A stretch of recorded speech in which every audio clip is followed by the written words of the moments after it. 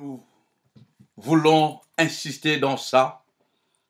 Ce soir, nous nous sommes connectés pour essayer encore une fois de plus avancer dans cette pensée que nous avons pour nous, Église, et pour vous qui voulez et qui pouvez vous joindre à nous.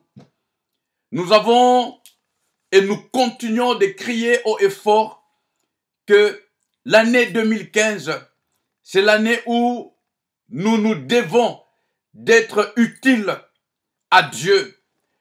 Nous ne voulons plus être de ceux-là qui attendent toujours que Dieu fasse quelque chose pour eux, mais nous voulons cette année, nous, faire quelque chose pour Dieu. Nous voulons lui être disponibles, comme nous ne cessons de le dire.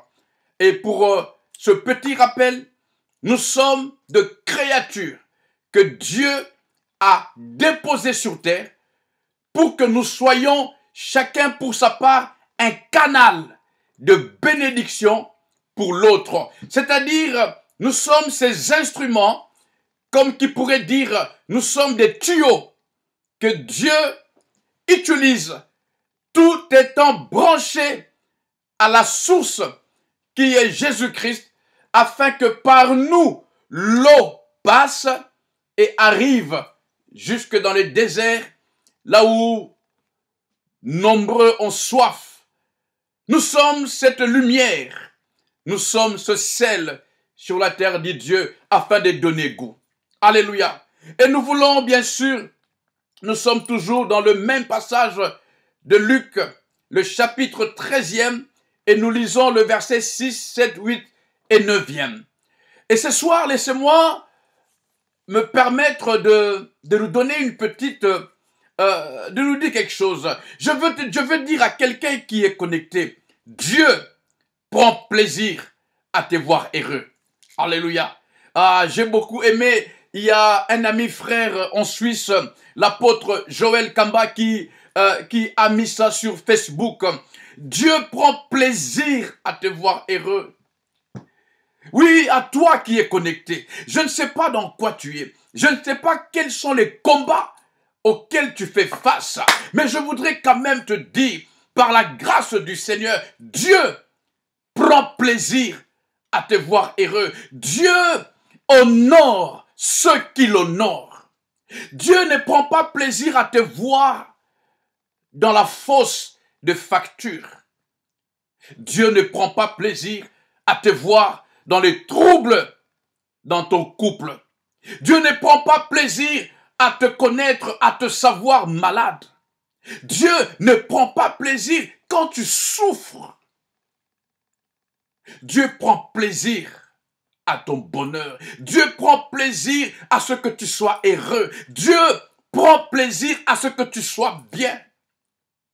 Laissez-moi nous dire quelque chose. Je me permets pépéologiquement, quand je dis pépéologiquement, c'est selon moi, mon prénom étant Pépé, n'est-ce pas? La souffrance n'est d'autre que manquer Jésus. La souffrance, ce n'est pas manquer l'argent. La souffrance, ce n'est pas être célibataire. La souffrance, ce n'est pas manquer des habits. Non. Je me permets de définir pépéologiquement. La souffrance, c'est manquer Jésus. Montre-moi quelqu'un qui souffre. Je te montrerai quelqu'un qui n'a pas encore Jésus. Et bien sûr, le bonheur, c'est avoir Jésus. Quelqu'un dit Amen. C'est pourquoi, pour notre bien, Dieu, connaissant cela, mettant en œuvre l'amour divin, il est dit, car Dieu a tant aimé le monde qu'il a donné son fils. Dieu n'a pas donné des bonbons, des biscuits, de voitures. No way. Dieu, à cause de son amour, il nous a donné la chose, si vous permettez l'expression humainement, la chose la plus importante, capitale pour notre vie, Jésus-Christ de Nazareth. Car Dieu a tant aimé qu'il a donné Jésus. Ainsi, nous permettons de crier, et même je parle en criant haut et fort que la vie, c'est Jésus, le bonheur, c'est Jésus, mais la souffrance, c'est manquer Jésus. Alléluia. Alors, vous savez, l'écrivain aux Romains dit quelque chose à son, au 28e verset de son 8e chapitre, autrement dit, Romains chapitre 8, verset 28, il est dit, tout concourt au bien de ceux qui aiment Dieu. Tout concourt au bien de ceux qui aiment Dieu. Tout concourt au bien de ceux qui aiment Dieu. My God, my God. Alors, vous savez, les soucis, c'est pourquoi je me suis permis de me connecter ce soir. Même toi qui vas me suivre dans les jours, dans les mois, même dans les années à venir, laisse-moi te dire, les soucis, il faut que tu te localises en te posant la question sine qua non, aimes-tu Dieu? That's the question. Comme disent nos amis anglophones, est-ce que tu aimes Dieu? My God. Est-ce que tu aimes Dieu? Je me pose à moi-même cette question ce soir. Pépé, est-ce que tu aimes Dieu? Oui, est-ce que tu aimes Dieu, toi qui es là connecté? Est-ce que tu aimes Dieu? Est-ce que tu aimes Dieu? Est-ce que tu aimes Dieu? Et là, je pense à David. À David. David a dit à Dieu, je te demande une chose, ne me la refuse pas. Accorde-moi ce privilège de venir dans ta maison. Non pas pour te demander quelque chose, non pas pour te faire des doléances, mais simplement pour t'admirer. Et vous savez, quand on a l'amour de Dieu, quand on aime Dieu, je crois,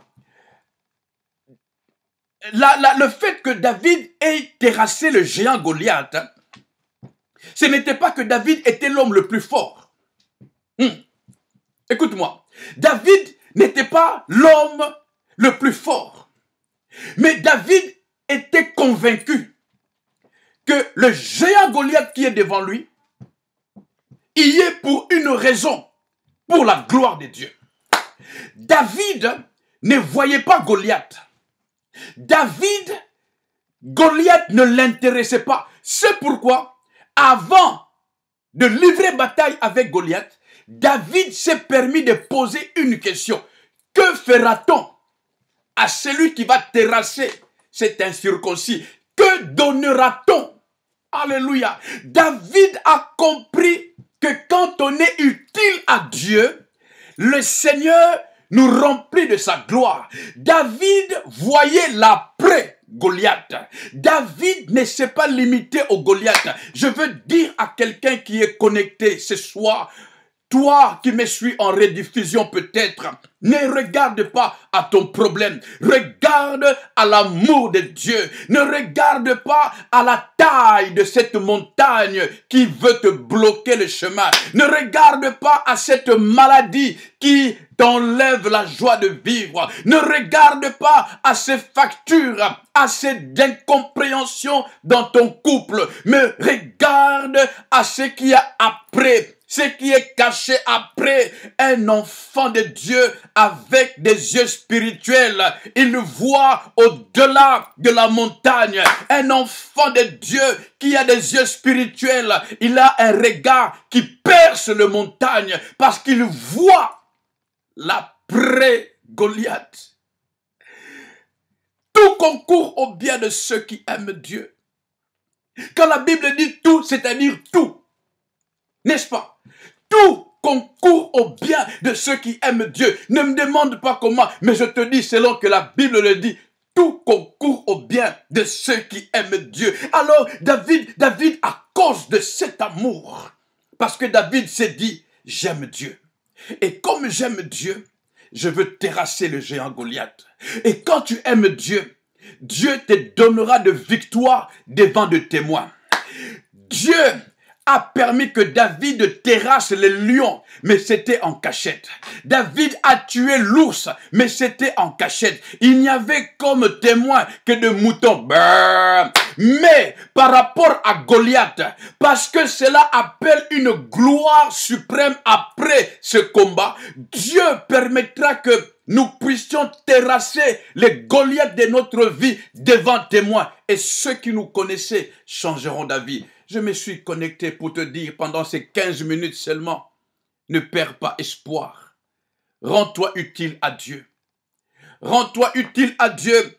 Et Dieu, il n'abandonne jamais. Il ne laisse jamais ceux qui travaillent dans son champ. Quelqu'un disait, Dieu dans mon champ. Plutôt quelqu'un disait, moi dans les champs de Dieu et Dieu dans mes affaires. Alléluia. Moi dans les champs de Dieu et Dieu dans mes affaires. Cette année, c'est l'année où nous voulons dire à Dieu, je veux challenger, je veux me challenger et t'être utile. Utile dans tous les domaines. N'attends plus qu'on fasse pour toi quelque chose. Passe à l'acte. Fais le premier pas. Va de l'avant. Fais quelque chose pour Dieu. Il est le rémunérateur de ceux qui le servent. Il est le patron, il est le boss de ceux qui travaillent pour lui. Chaque fois que Dieu renouvelle en toi le souffle de vie, ce qui veut simplement dire, il y a encore du travail à faire. Il y a encore une mission. La vie, comme je disais, je crois à notre, au passage la fois passée, ne nous réveillons pas parce qu'on n'a pas sommeil. Quelqu'un dit Amen. J'ai vu dans ce monde, le diable a tellement travaillé qu'il y a de ceux-là, il y a de ceux bien-aimés qui se réveillent seulement parce qu'ils n'ont pas sommeil. Non, s'il te plaît, c'est une malédiction. Un enfant de Dieu, selon que Jésus disait, mon Père agit, moi aussi j'agis. Dieu travaille toujours. Il y a toujours du travail avec Dieu. Les gens sont en train de mourir à gauche. Les familles sont en train de se diviser à droite. Les jeunes filles sont en train de se faire violer de l'autre côté. Alors toi, chrétien, ne me dis pas qu'il n'y a pas du travail. Lève-toi, même quand il y a fatigue physique.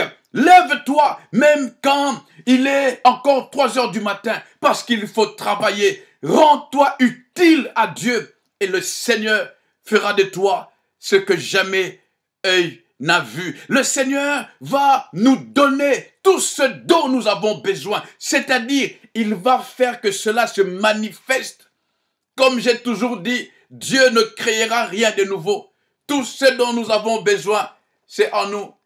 Mais autant marqué par Dieu, c'est-à-dire par rapport à notre degré d'utilité, à notre degré d'être utilisable par Dieu, le Seigneur donnera, nous confiera alors de missions dignes des enfants de Dieu. Frères et sœurs, soyons utiles. Soyons utiles. Alléluia. Soyons utiles. Laissez-moi vous rappeler, c'est avec quoi j'ai commencé. Dieu prend plaisir à te voir heureux. Dieu prend plaisir à voir ta famille heureuse. Dieu prend plaisir à voir ton couple épanoui. Dieu prend plaisir à remplir même ton compte en banque. Oui, je te le dis, Dieu prend plaisir à te donner des bébés, toi qui as besoin d'enfants. Dieu prend plaisir à te donner du travail. Le Seigneur pourra me convaincre selon que la Bible le dit. Si méchants que nous sommes, nous pouvons donner de bonnes choses à nos enfants. À combien plus forte raison que Dieu. Alors je brise cet esprit qui veut te faire croire que Dieu t'a abandonné. Je détruis cette sémence diabolique. Toute parole mauvaise proclamée contre ta vie. Je te promets que tu es appelé à réussir. Tu es appelé à être le premier dans ta vie. Tu es appelé à être toujours la tête et jamais la queue. Et tu vas prospérer. Mais à une condition. s'il te plaît, écoute-moi. Rends-toi utile à Dieu. Rends-toi utile. Dès que tu entends ce message, si tu es touché, rends-toi utile à Dieu. Dans ton église, dans ton foyer, dans ta maison, dans ta vie de tous les jours, rends-toi utile à Dieu. Que Dieu vous bénisse. Nous nous retrouverons prochainement. Bye bye.